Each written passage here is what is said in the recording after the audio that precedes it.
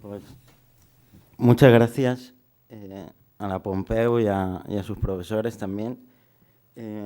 Aunque sí que voy a hablar sobre el padre, ¿no? Empiezo, ¿no? Quisiera hablar de Sviato, de Víctor Kosakowski. Para ello, para hablar, empezaré diciendo lo que la película no es. Sviato no es una película sobre el hijo de Víctor Kosakowski.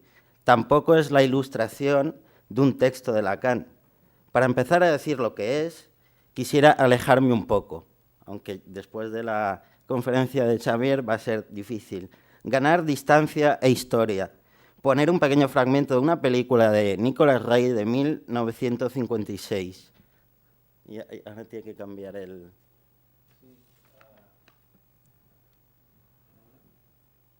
Voy a... Ahí está, ya está, ya está. Voy a poner muchos fragmentos, me excuso en eso.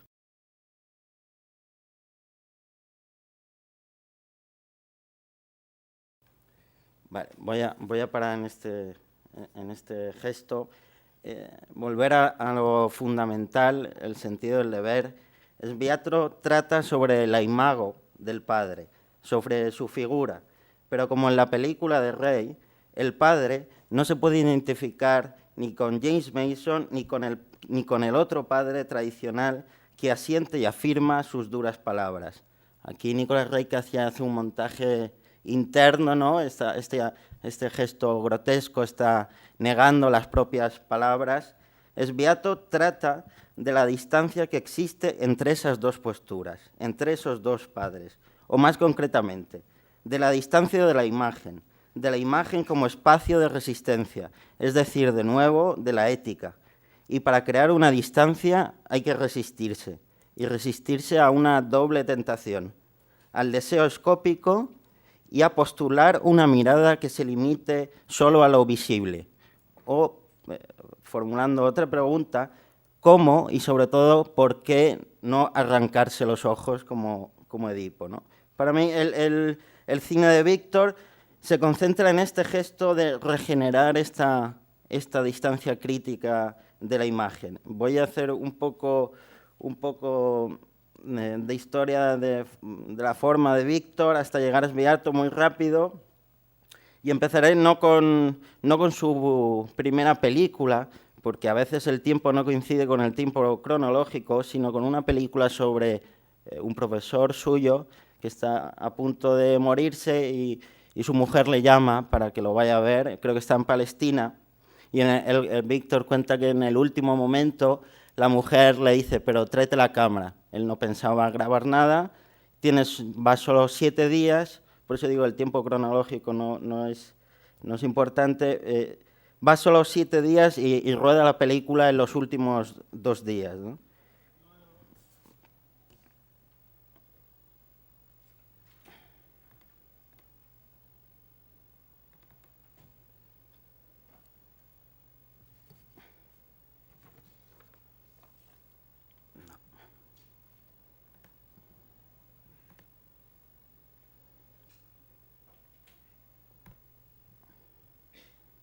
Потушь свет, а там еще внутри она теплится.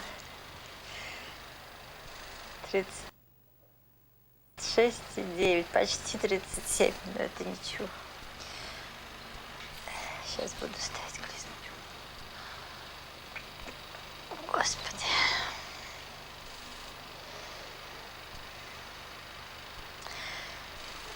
Он меня... Я ему обещала, я ему клялась, что я его вылечу. Что я его спасу.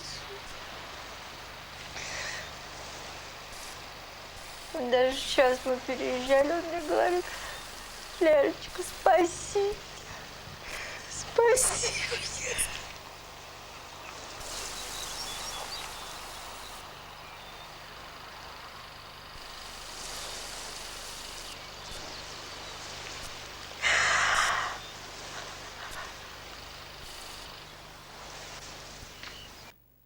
Все. Что угодно. Что угодно бы делал. Пусть меня отрежут, я не знаю, все.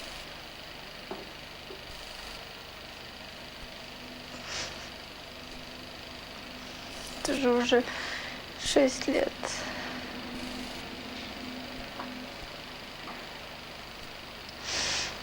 Никогда не плачу. Стараюсь.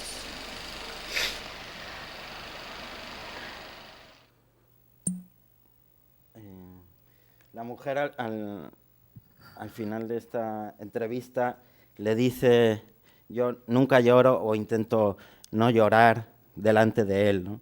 Y en el primer fragmento vemos como es un gesto físico, es un gesto del documentalista, de la mano del documentalista, que cuando ella empieza a llorar se retira. Hay que resistirse al deseo de verlo todo, primero porque no todo se puede ver, pero de ese modo se convierte un simple movimiento en un acto de resistencia ética, ¿no? Digamos, este primer gesto de Víctor, de su mano, es un momento muy claro donde se cruzan la ética y la estética, que él en un texto autobiográfico lo explica, ¿no? Voy a poner otro ejemplo donde lleva a esta forma de resistencia, esta forma de volver a mirar sin quedarse solo en lo visible, se vuelve un poco más complejo, ¿no? Es su primera película, ahora vamos hacia atrás, Bellows, que es, por si no lo habéis visto, es la relación entre dos hermanos ya llegados a una edad bastante adulta, que viven solos y retirados en el campo, ¿no? Y este es el momento de una conversación muy fuerte, ¿no? Muy dura entre ellos dos. Что ты не знаешь цели жизни. Ты понимаешь? Так ты уберись отсюда вон, а я хочу жить. Я жить хочу. И от твоей бандитской я не собираюсь. Нет, вот давай по нормальному сценарию. А то только разговором. Разрублю. От тебя земля и пахнет, от тебя смерть и пахнет. Только так. Ух ты нахал. Если только кто не подчинится закону, блядь, Божьему закону, кто от естественной жизни отвергается, я уничтожаю. Пьяница. Конечно. Тебя задела и жонка-то бросила пьяницу. Задела, с детям осталась с маленьким. Ну что ты нахал. Ты всему миру надоел, сволочь. Да я посидела с ним живший. И вместе сердца чужих людей наехавших, чужие люди. Они запечатлеют образ жизни. Господи, как заступники были за меня. Анна Федоровна, сестра, дорогая сестра моя, любимая, уважаемая. Настолько ты погана, настолько ты отвергаешь от имени людей говорить, Зарублю. что, блядь, Не лезь меня! Не голосать нахуй!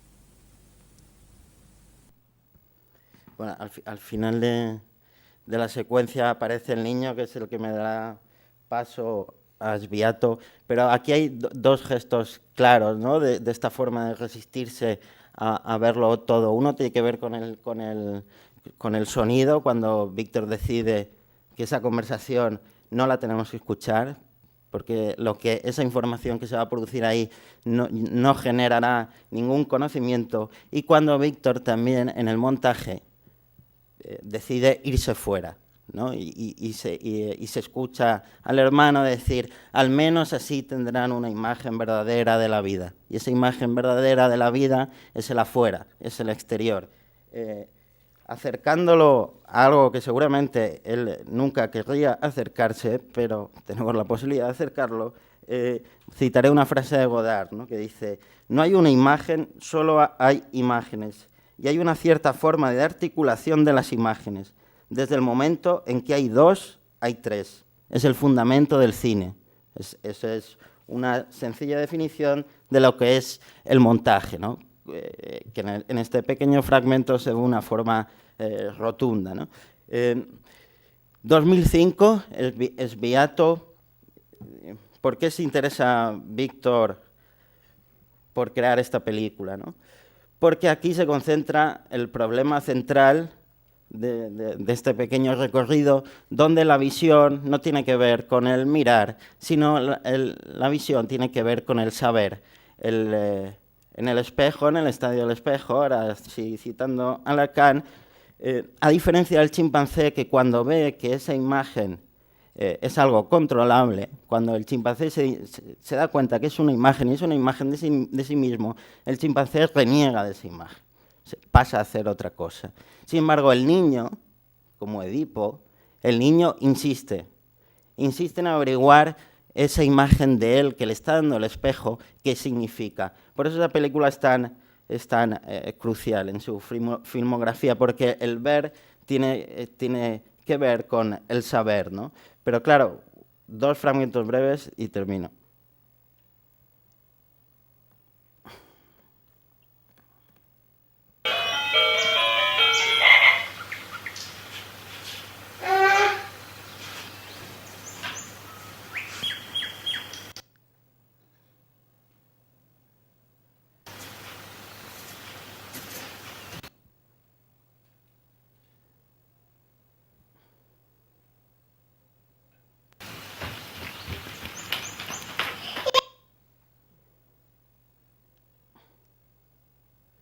A ver, voy a intentar ponerlo otra vez y si no...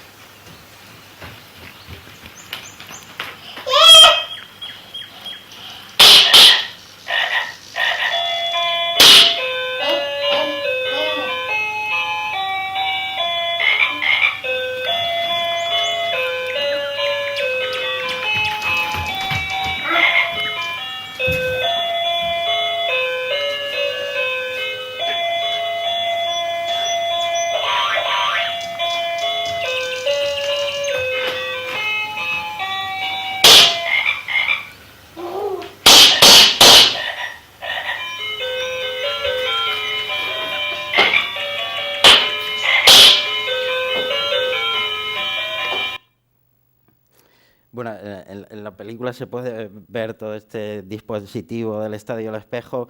El niño se enfrenta a esa imagen que al principio no entiende, le va acercando juguetes, le va acercando todo lo que tiene cerca, luego va pasando a momentos de agresividad para hacer que ese otro que está delante reaccione, hasta que al final de la película uno entiende, uno cree imaginar, uno cree intuir que el niño definitivamente ha entendido que eso que tiene delante es su propio yo, que el yo se constituye siempre a través de una imagen. Uno se supone que eso pasa.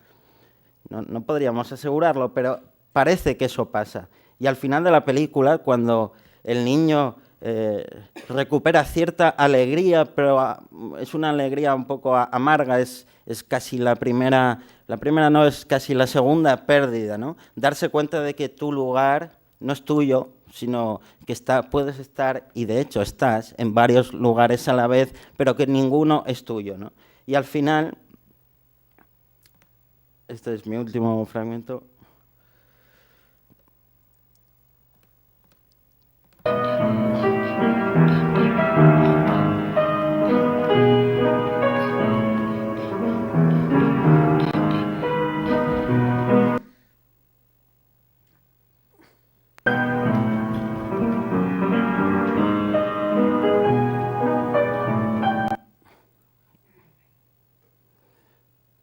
No se para, ¿no?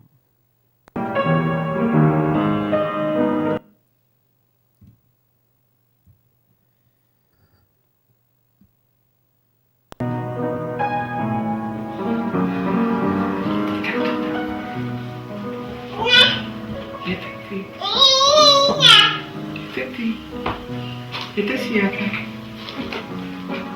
Ты так выглядишь, мальчик. Ты не хороший. Нравится тебе? Да? Тебе нравится?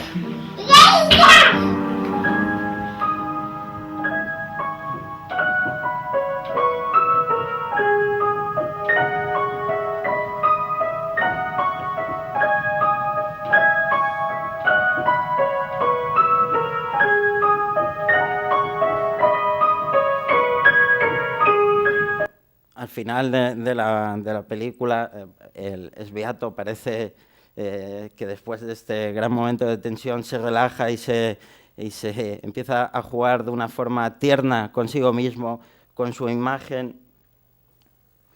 Pero por eso creo que esta película es tan central en su filmografía y por eso creo que trata de la figura, de la imago del padre, porque el padre es el que sabe mantener la distancia, o más precisamente crear la distancia para que otro pueda vivir una experiencia. En ese caso, su hijo, en el caso de la película, todos nosotros al convertirnos también en espejos. Muchas gracias.